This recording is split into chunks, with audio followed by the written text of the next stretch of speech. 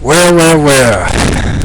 I know a lot of you all been waiting and expecting to see me post another video, as I've been getting several video response, well, not video responses, but text comments responding to the things that I've been projecting on here. And many more people are tuning in, I see, because they seeing that the words that I have been speaking on here are starting to come to the light.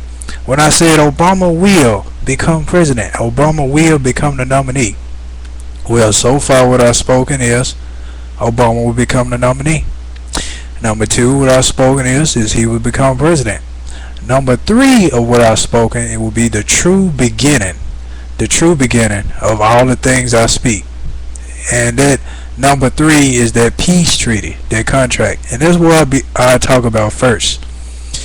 Now, of course, everybody, as far as John McCain, Hillary, a lot of people are curious about what does Obama want to talk about with Ahmadinejad.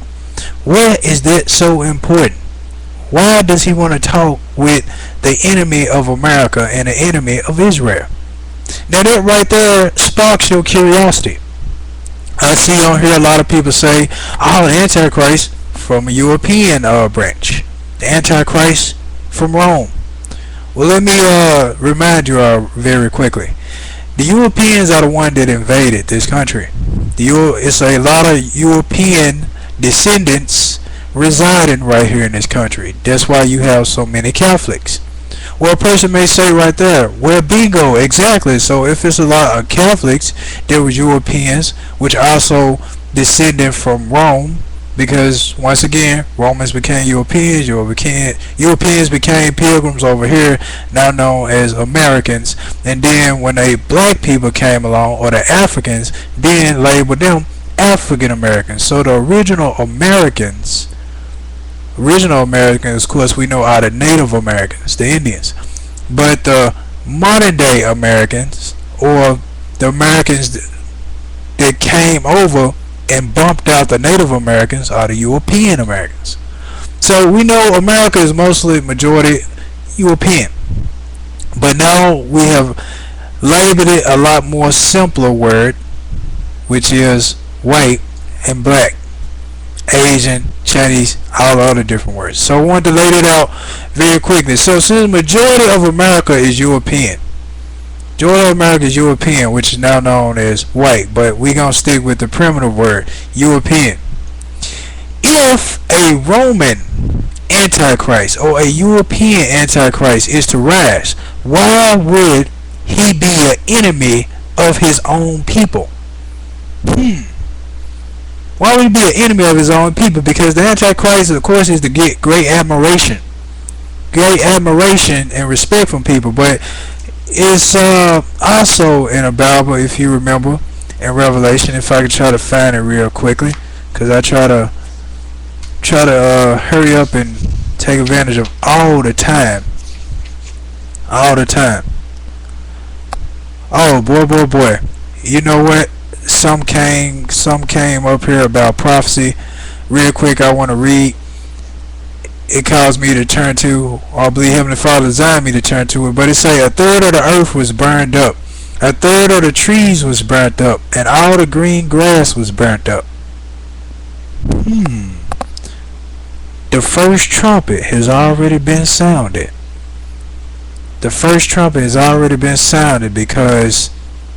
a lot of trees are getting burnt up, a lot of grass getting burnt up, a lot of earth getting burnt up, with all these fires happening all over the globe. But I just thought I'd shift the subject real quickly, as I guess Heavenly Father stood that out and wanted me to see that.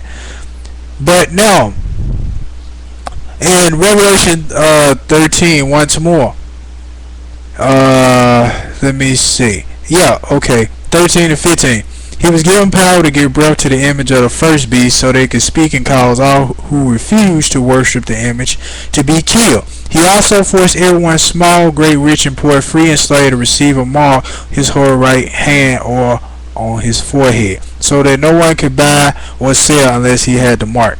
Now, okay, this beast, right, one of the Antichrists, which is the one that's going to be given a high authority, will be this person that go against his own people. Go against his own people. So the Antichrist is more so an enemy of the people instead of a friend of the people, but pretending to be the friend of the people, but really is the enemy.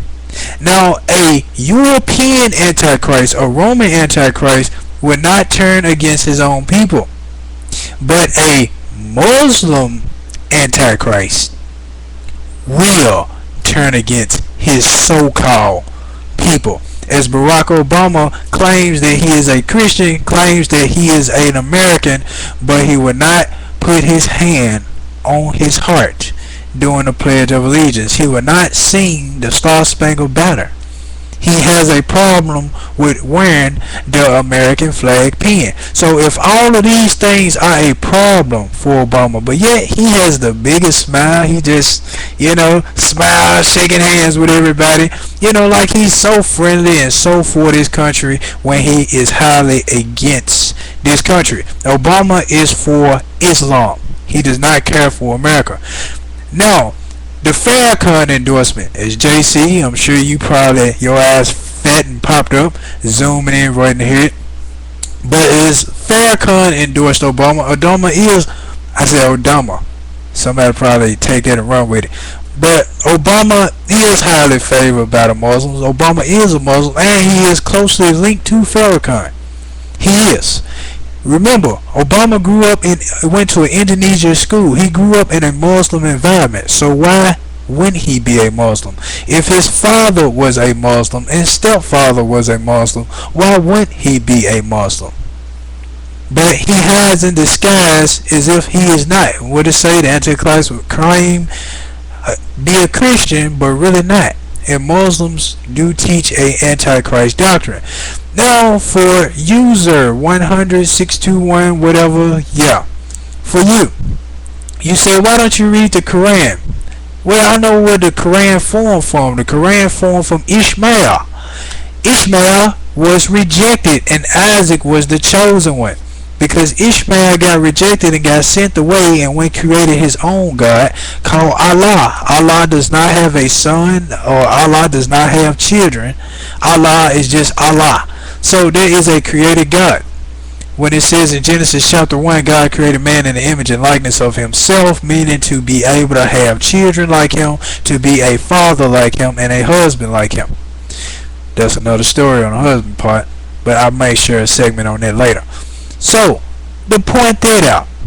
So, point out as far with John McCain, as far as him going over there to sit down. Now, one last but not least thing is the Israel and the Palestinians. How since King Saul, King David, King Solomon, Israel and Palestine, or Palestine, has been going at it for centuries.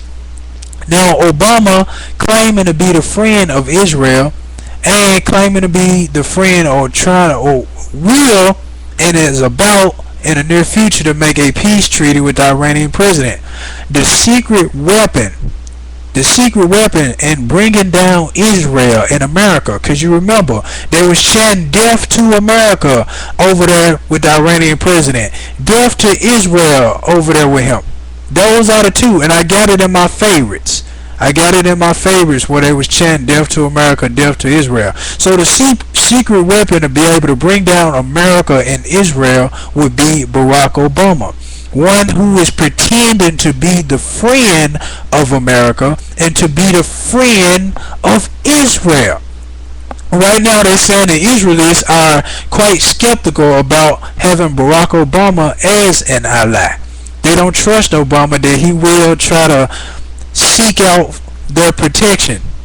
They think that Obama is more pro-Palestinian, as the Israelites label him, instead of pro-Israel. So right there, the secret weapon in bringing down America and Israel. But the thing is, God has made an eternal covenant with Israel.